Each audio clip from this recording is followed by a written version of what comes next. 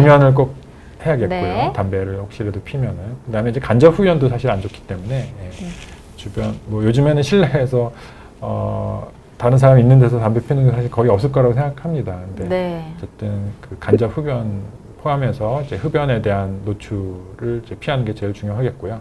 그다음에 이제 미세먼지도 노출이 안 되는 게 제일 좋겠죠. 그래서 아까 뭐 단기 영향, 장기 영향이 있듯이 하루 평균의 어떤 권장하는 기준 또 이제 연 평균으로 권장하는 기준들이 있는데 이거를 이제 맞추려고 노력을 해야 될 거고요. 그다음에 이제 뭐 직업적인 노출도 안 되도록 하고 뭐 중금속 환경 호르몬 같은 경우에도 노출이 안 되도록 하고 또 이제 기후 변화는 이제 뭐 탄소 발생을 억제할 수밖에 없는데 네.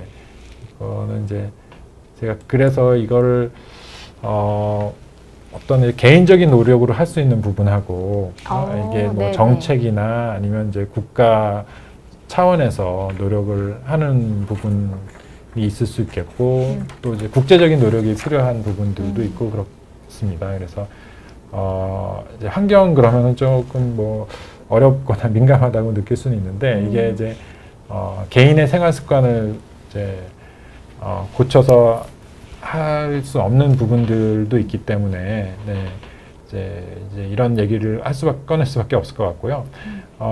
금연도 사실은 이제 개인의 습관이어서 개인의 잘못이라고 하지만 어떻게 보면 아까 뭐 담배값에 이제 뭐 유해하다는 그런 좀 무시무시한 것들을 네네. 하는 게 이제 피지 말라는 건데 네네.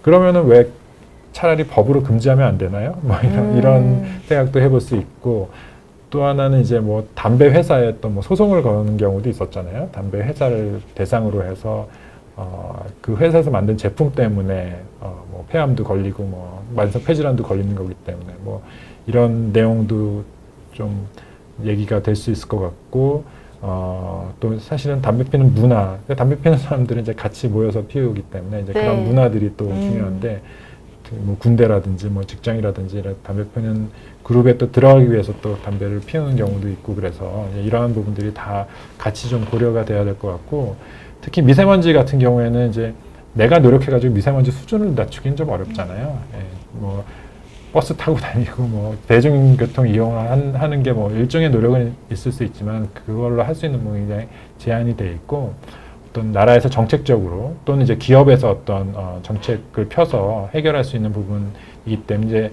개인의 측면에서는 이런 것들을 자꾸 이제 주장할 수밖에는 없을 것 같습니다.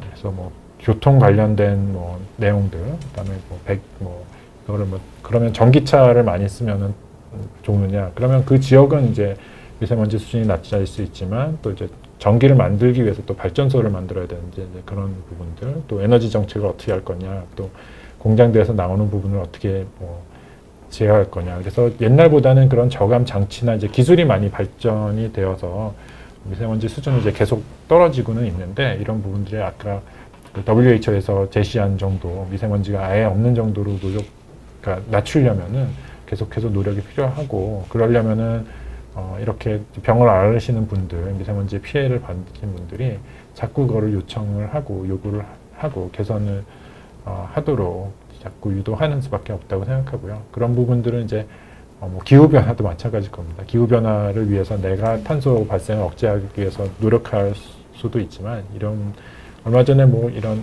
무슨 방송에서도 뭐 그런 얘기를 나오는데 이제 개인이 네. 하는 하는 노력보다는 이제 정책을 통해서 아니면 기업이 하는 부분이 워낙에 크기 때문에 사실은 뭐 무슨 분리수거 열심히 하고 뭐 이런 개인적인 노력을 하다가도 이제 이런 어떤 사회적인 그런 이제 요청, 요구 이런 것들에 또 많이 신경을 쓴다 뭐 이런 인터뷰도 한번 봤었는데 네, 이런 것도 같이 좀 필요할 것 같습니다. 그렇군요. 사실 개인의 노력도 물론 필요하겠지만 어떤 진짜 큰 틀에서 좀 그런 제도적인 것도 많이 필요하겠다는 생각이 듭니다. 오늘 많이 말씀드린 것들이 대개는 이제 어떤 연구 결과들이거든요. 이제 네. 그 폐가 뭐 성장에 어떤 노출이 문제가 되는지 뭐 이런 것들 또는 이제 뭐 폐암을 많이 일으키는지 뭐 병을 많이 일으키든지 뭐 병을 악화시킨다든지 이런 것들은 이제 여러 가지 그 연구 결과들을 근거로 해서 과학적 근거를 통해서 이제 미세먼지에 대한 이제 정책의 근거로 만드는 거기 때문에 이러한 연구들이 앞으로도 이제 많이 이루어져야 될 텐데 아직까지 잘 모르는 부분들이 있습니다. 아까 실내 뭐 얘기가 잠깐 좀 언급이 됐었지만 실내에서는 이제 실내 측정을 하고서 건강 영향을 보기가 사실 좀 어렵거든요. 그러니까 보통은 이제 어떤 주소를 기반으로 해서 이분들이 얼마나 그 미세먼지에 노출이 됐냐를 이제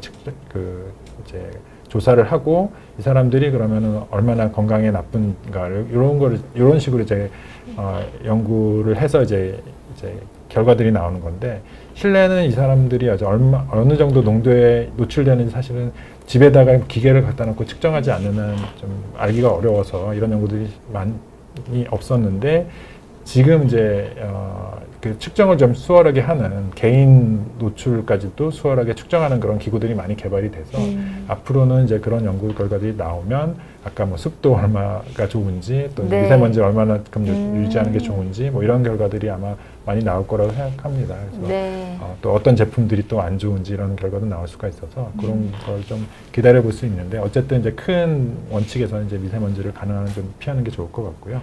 네, 그다음에 이제 어떤 분들이 이제 뭐 취약한지, 그래서 뭐 노인, 어린이, 임신부들이 대개는 이제 취약하다고 돼 있는데 최근에 또 많이 좀 그 이슈화 되어 있는 게 이제 경제적인 요인들도 뭐 영향이 있을 수 있다 또는 이제 어떤 타고난 유전적인 요인이 영향이 있을 수도 있다 그래서 이런 부분들에서도 아직 잘 모르지만 앞으로 좀 밝혀져야 될 부분들이 아닐까 생각이 듭니다. 네. 그리고 또 마지막 이제 요약으로 한 슬라이드로 좀 정리를 해주셨는데 좀 어떤 내용인가요? 네, 그래서 그 환경 노출은 태아 때부터 시작이 되기 때문에 이제 임신 중에 노출을 제가 많이 말씀드렸고요. 네. 이게 이제 어린 시절을 거쳐서 이제 나중에 성인이 되면 여러 가지 폐질환을 갖고 있는 분들이 있는데 이게 시작을 이제 살펴보면 아주 어릴 때부터 시작하는 거기 때문에 이제 일생에 걸쳐서 좀 네. 환경에 대해서는 많이 관심을 가지고 환경 노출을 좀 피하는 게 좋겠다 그런 생각을 좀 말씀을 드리고요. 그 다음에 이제 아까 이제 여러 나라에서 어떤 환경 정책의 근거로 삼는 게 환경 요인이 개선되니까 미세먼지 수준이 낮아지니까 어린이 폐성장이 좋아진다 이거를 근거로 많이 얘기한다 그랬는데 우리나라도 이런 좀 자료도 많이 더 나오면 좋겠지만 이러한 외국 사례나 우리나라에서 또 나온 자료를 뭐 근거로 봤을 때 우리나라도 뭐 마찬가지로 뭐 낮추면 낮출수록 좋은 거기 때문에 그렇지만 이제 낮추는 데 대한 여러 가지 또 반대 극부들이 있을 수는 있습니다. 그래서 그 어떤 사회적인 합의가 좀 필요하겠지만 이제 미세먼지가 없는 곳에서 우리 아이들이 또 자랄 수 있도록 했으면 좋겠다라는 생각입니다. 네. 오늘 진짜 환경에 대한 설명을 주셨는데 정말 시각이 넓어진 것 같아요, 선생님. 우리가 그냥 흔히 환경이 안 좋은 것들을 생각했을 때 정말 임신했을 때 태아에서부터 이게 일생에 걸쳐서 영향을 미칠 수 있기 때문에 좀 그때서부터 좀 주의가 필요하다 이런 내용도 좀 기억에 남는데요. 시간이 이제 거의 다 돼서 이제 마무리를 슬슬 해봐야 될 것 같습니다. 영상 재밌게 봐주셨다면 좋아요와 구독 한 번씩 눌러주시면 감사드리겠습니다. 오늘 정말 질문도 많이 주시고 댓글도 주셔서 감사하다는 말씀 드리면서 인사드리겠습니다. 여러분 시청해주셔서 감사합니다.